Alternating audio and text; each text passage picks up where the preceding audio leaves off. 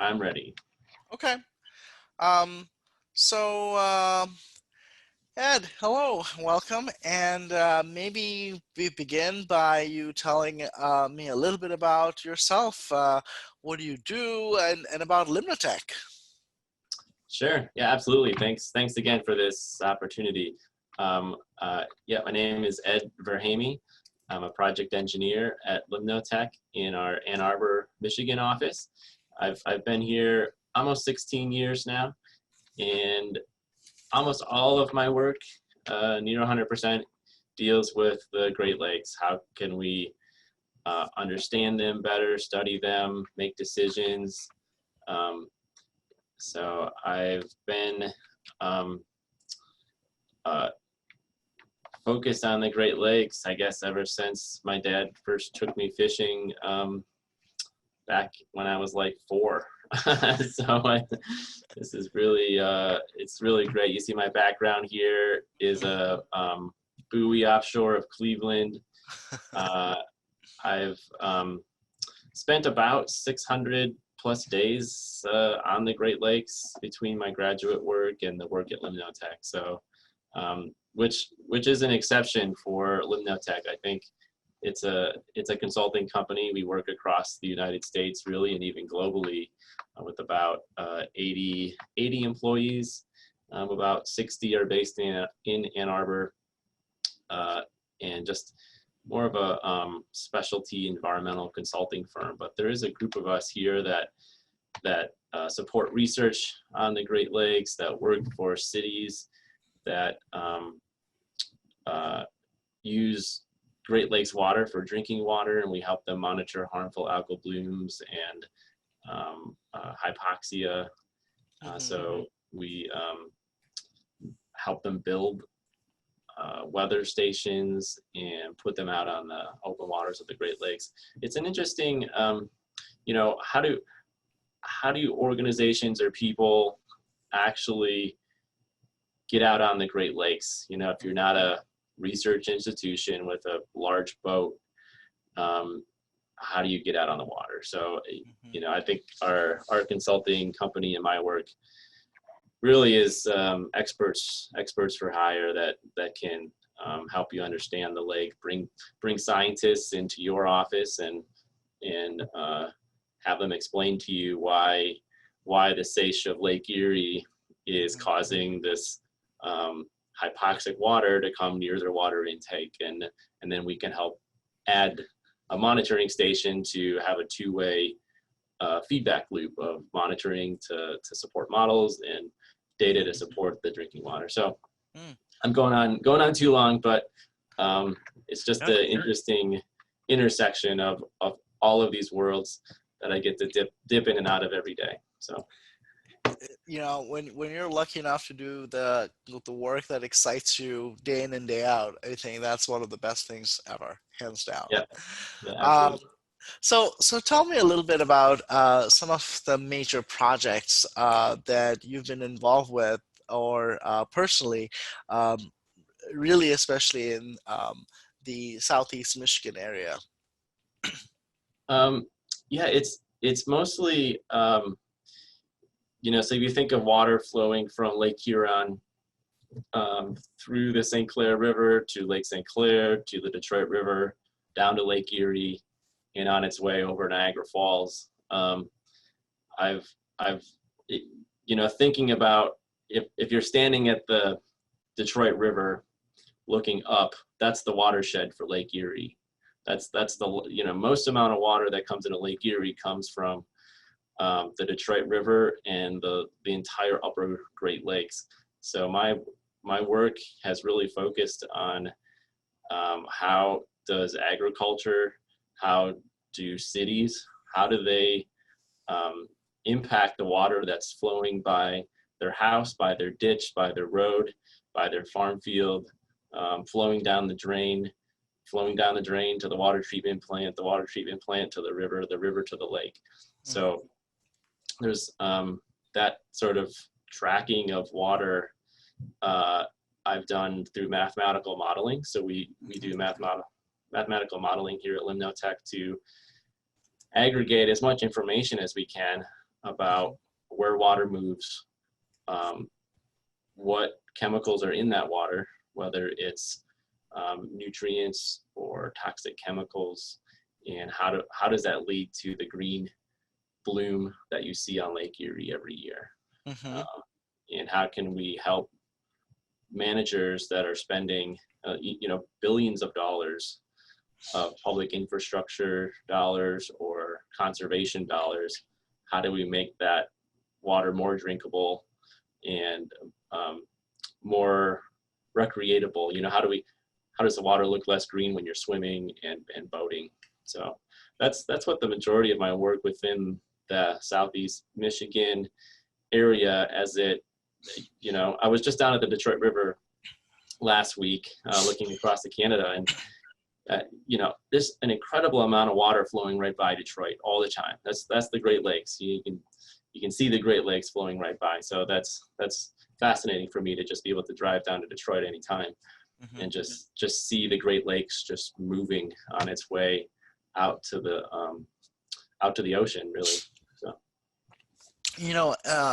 I think what you said was really also interesting because not a lot of people readily connect agricultural runoffs and the cost of treating and maintaining the waters really with the costs that we pay for the water from our municipal water systems, but they are connected, right? In fact, just recently, I believe the Great Lakes Environmental Law Center actually just filed a brief talking about how the recent work for GLEWA and DWSD to address agricultural runoff was important, but then the increased prices was unfairly targeting, I think, a lot of low-income communities, especially in Southeast Michigan. Um, are those some of those issues, those connections between affordability, pricing, costing, um, agricultural runoffs? um, do those figure? I mean, I know you're not a policymaker, you are on the engineering side of things, right? But when you yeah. are working on these programs and when you are giving your suggestions and your ideas and designing systems, um, I mean, I can't imagine that these considerations would be all that far from your line of thinking either. I mean, Oh, yeah, absolutely not. I mean, I think about that component to it. I'm trained as an environmental engineer, so that comes from a civil engineer background, which is building public infrastructure for cities, for people. And most of the environmental field comes out of how do we make water safe to drink in urban areas, and that cost component. I live in the township, and I'm lucky that the groundwater quality is good. So I have a groundwater well. All I have to pay for is electricity. People half a mile away live near the Gelman plume. mm, They can't drink groundwater. They have to drink from the paid city pipe source. So there's a cost concern there, and that's directly tied to industrial pollution. When we look at, well, where does Ann Arbor or even most of Detroit's water come from? It's from surface water sources, and I mean the reality is the less things that are in the water, the cheaper it is to treat. Um, so when we talk about agriculture putting anything in the water from sediment to nutrients, those are all increasing the cost to treat water that you can then drink. So there are connections between our community's view of water across the entire region versus those trade-offs with cost. I mean, how does it? I mean, there's a whole bunch of other policy stuff which gets wrapped into compensation and retirement and all these different bonded issues. But when you get to the raw costs to treat water, those are controllable. And Mhm. there, there's entire source water protection programs in place to help cities manage their source water and lowering the cost. I mean, the reality with water treatment is, we don't know what the next harmful thing is going to be coming in the waterway. So, we should always have a prevention mode of protecting sources of drinking water before we let people put in additional pollutants or before new chemicals are entering the water without us knowing what the impact is going to be for public health or drinking water. Mhm. So with the algal bloom situation, it almost feels like we're sort of, you know, it's a crazy seesaw almost. We go up and we go down. Um, Yeah. what do you see going forward in the future as far as Southeast Michigan, and perhaps especially Detroit because of the income context? Um, in terms of the cost of water, drinking water, water treatment, as a result of really what's happening with the algal blooms. Is there a way out? Are we making progress, or are we? Is this basically just a problem that's going to be here for our water and for our pocketbooks? Sure. I mean, the answer to that is complex. Mm-hmm. We tend to categorize um, uh, pollutants in water versus whether they come down a pipe or not, right? So point source versus non-point source. So when you're living in cities, it's easy to point to the pipe. Mm-hmm. And if you're not living in a city, it's they don't call it a pipe, but it's an equivalent amount of pollutants that can enter the waterway. Mm-hmm. Um, so when we look at the responsibility of these different categories for point sources, we're talking about water treatment plants and infrastructure. And the best thing that we can do is plan 50 years in advance, plan for public dollars going toward infrastructure, and commit to those infrastructure investments. I think there was a gap in some of that infrastructure investment because of the way that utility dollars had flowed within these cities. And I don't want to get into a discussion of where utility dollars go, but when engineers and operators and planners have these long-term plans, but they're not met with these investments along the way to keep the infrastructure up to date, we get out of sync with this, and we start getting a real disconnect between the dollars we put in and the benefit we get back. And I know water treatment plants are expensive, and digging holes in the ground is expensive, but we know that they pay off. I mean, the return on these investments is just incredible in terms of our experience of the city. I mean, we don't have open sewers running through the streets. We don't have trash everywhere. I mean, so there's a definition of a city, and most of that is because we're able to plan in advance and actually implement those infrastructure projects. So, I mean, my advice for can we, is there a future without harmful algal blooms? The answer is yes, but we need to bring along our entire community, which includes urban and rural point and non-point sources of this pollution. And we all live in this watershed. There isn't a line anymore that says you're in an urban area and you're not. It's this like gradient of where people live, and it's at some point you can draw like a municipal line, like, oh, that's a township and that's a city.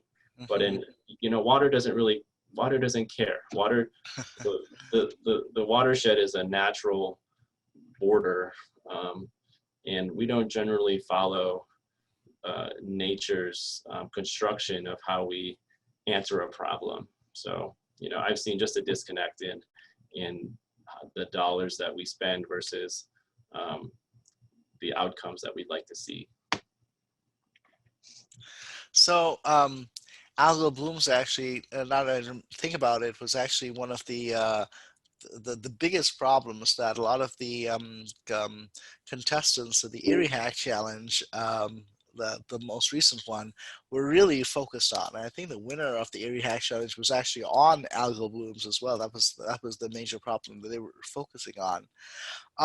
So let's shift gears a little bit and talk a little bit about Erie Hack and water innovation in this region. So you were a judge at Erie Hack 2019, was it 2019? Oh geez, it seems like ages ago now. Tell me a little bit about how you got involved with Erie Hack and what you saw your role as being in that entire process. Yeah, I mean, my role, so, you know, the job that I have takes me to a lot of different places, and it takes me to, you know, working with universities and working with municipal groups. And, you know, there was always a component that was missing from, you know, traditional contract mechanisms consulting. And, you know, that was really innovation. You know, when someone puts out an RFP, they're having to say exactly what they want to buy, how much they want to buy, where's it got to go. And that doesn't leave much room for innovation. So when the Cleveland Water Alliance had sort of come out with these, you know, just totally different approach to how you might spur an outcome or fund an outcome, it was through a very bright side of my field and our expertise. You know, how do we actually put challenges out and have people approach these from a creative side as opposed to being constricted through a contract. So that's, you know, it was just really aggressive outreach to the Cleveland Water Alliance saying, hey, I think you guys are doing cool stuff. How do I find out more?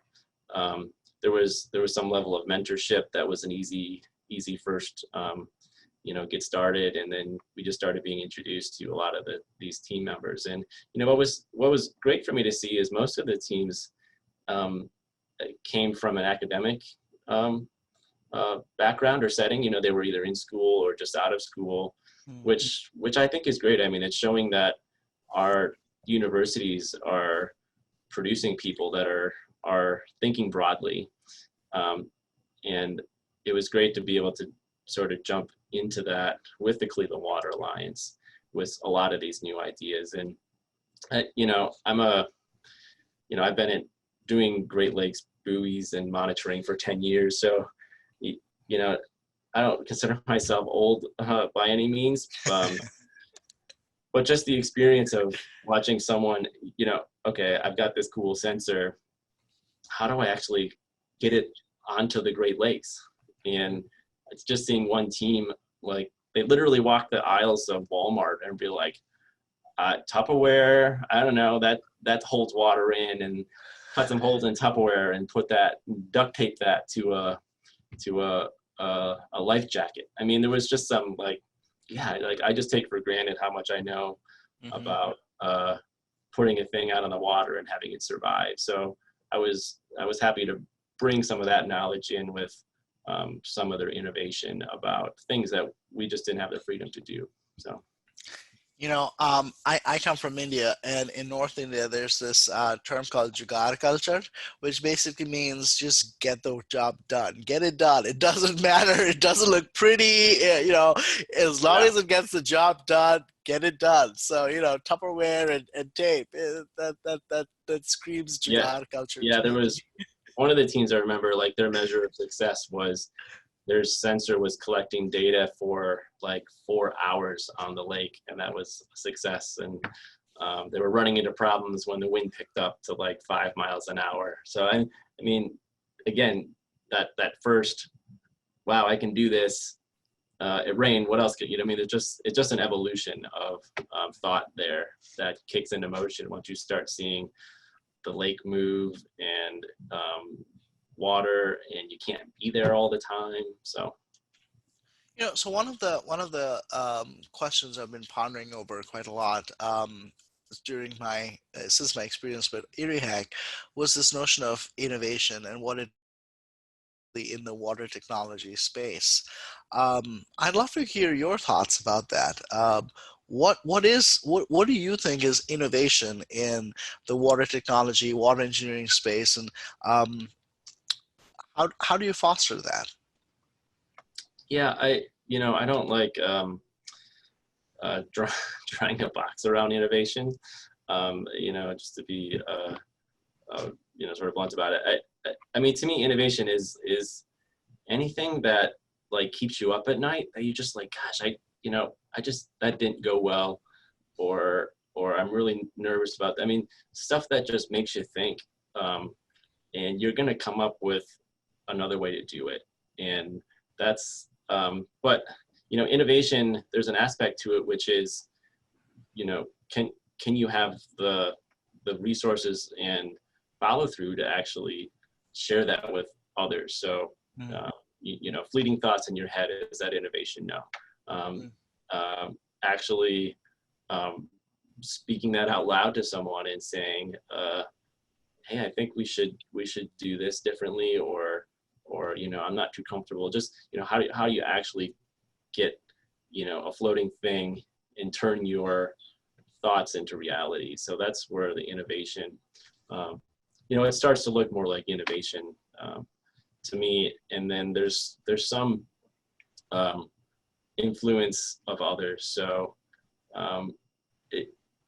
is there a point at which that idea comes back to you, even if you sort of launched it on Twitter, said, "Hey, I tried this thing," and then someone says, "Hey, I saw you did that thing. I want to do that too." So then it's just starts, you see an organic nature and you get that sort of public feedback on it. So, I mean, that's more of a, I just say like a personal view of innovation that, I watch the term entrepreneur because that has a very, very particular market, and it means you're going to throw all this other stuff away, and it gets more about money as opposed to the innovation side. So, so I think what the Cleveland Water Alliance is fostering is really innovation. And those hack events, well, they might not lead to, everyone in the world doing their thing. They've shifted what people thought was possible, and they've shifted it. So there's always they're altering the future, and they're altering other people's decisions. So that's innovation to me. Were there a couple of instances or projects or aha moments that you had during the entire challenge? Because you were there for throughout the phases, if I remember correctly. Yeah, I had stopped by the just dropped into some of the idea forming phases, and what was interesting to me is some of the, this is what, the third year or third challenge that Cleveland Water Alliance has maybe done now, 2 of the other hacks, and then one of this Innovation of Water one that was off year 1. And seeing some of the teams rejoin each other to form a new team, that was really great for me to see. I mean, seeing people, recognize that they need help, and there's expertise across the competition aisle, and I think we're better together. So just that was really cool to see, as well as the diversity of skill sets. I'd say. I mean, from the engineer to the business person to the there was just a discipline diversity outside of a forced academic project, right? I mean, you need people that are trained differently or think differently on one team. Otherwise, you're gonna you know end up I'd say end up like Google, but they have a lot of disciplines there. I mean, just how do you just prevent just this silo of innovation that doesn't involve the human experience or the human interaction, a human element, societal element to these problems. Now, were you involved with these guys from straight from year one? That was what, 2017, right? Um, it wasn't that continuous for me. The advising, it just kind of depends. So some teams had a very particular question, and I would talk to them about, here's how I address that. So I jumped across teams a little bit. It wasn't like I just mentioned one team continuously, and then also just trying to provide some knowledge to the Cleveland Water Alliance of what's cool versus what's actually going to solve a problem that we see right now. So there's some parts of it of, can we connect what the teams are doing with a problem in a specific place for someone. So just taking it away from an abstract idea to a more applied project. And there was one team where we didn't have to do anything. There was city employees in Toledo said, there's this really cool lead monitoring technology, and we should be using it here in Toledo. And here's the barriers that exist right now of why we can't do it.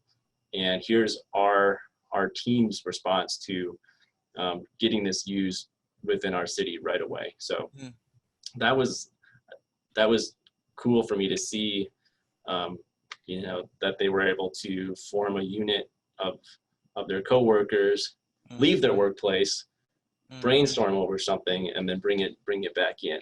So that's not always easy to foster within an organization, because just to I'm a chemist, and from 8 to 5, this is what I do. So it was great to see organizations use that as an innovation loop for people. So